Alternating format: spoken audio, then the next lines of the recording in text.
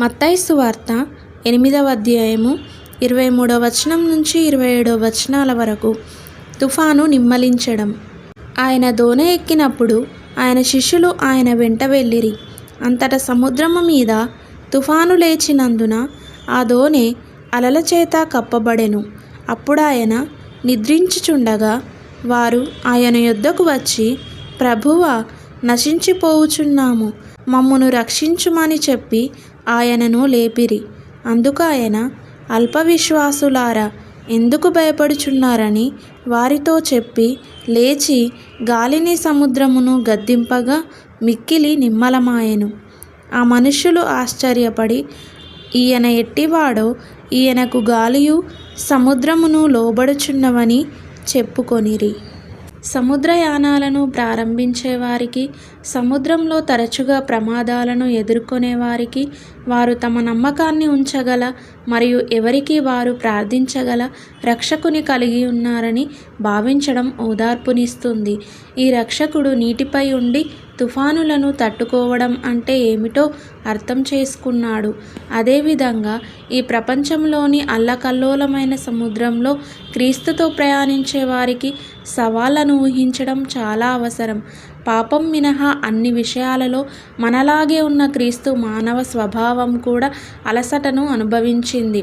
ఈ సమయంలో అతను తన శిష్యుల విశ్వాసాన్ని పరీక్షించడానికి నిద్రపోయాడు.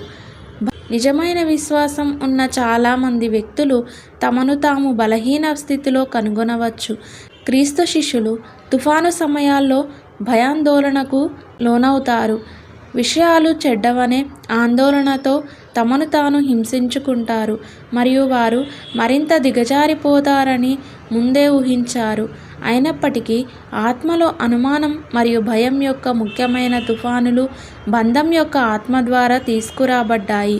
కొన్నిసార్లు అద్భుతమైన ప్రశాంతతతో ముగుస్తుంది. దత్తత యొక్క ఆత్మచే ప్రేరేపింపబడి మరియు మాట్లాడబడుతుంది. శిష్యులు ఆశ్చర్యపోయారు, ఎందుకంటే తుఫాను తక్షణమే పరిపూర్ణ ప్రశాంతంగా మారుతుంది. దీనిని సాధించగలిగిన వాడు ఏదైనా చేయగలడు. అతనిలో విశ్వాసం మరియు ఓదార్పును పెంపొందించగలడు. అవి అంతర్లీనమైన లేదా బాహ్యమైన. శిష్యుల విషయం చూడటం యేసు చేయవలసిన మొదటి పని. తుఫానును ఆపడం కన్నా ఇది కష్టమైన పని. తక్కువ నమ్మకం ఉంటే ఎక్కువ భయం ఉంటుంది. పరిపూర్ణమైన నమ్మకం ఉంటే భయం ఉండదు. క్రీస్తు శిష్యులమైన మనకు భయం ఉండకూడదు. ప్రకృతి శక్తులన్నీ ఆయన అదుపులోనే ఉన్నాయి. అందరూ ఆలోచించవలసిన ప్రశ్న ఇది. దీనికి జవాబు బైబిల్లో ఉంది. యేసు చేసిన అద్భుతాలన్నింటి నుంచి నేర్చుకున్నట్టుగానే ఈ అద్భుతం నుంచి కూడా మనం ఆధ్యాత్మిక పాఠాలు నేర్చుకోవచ్చు.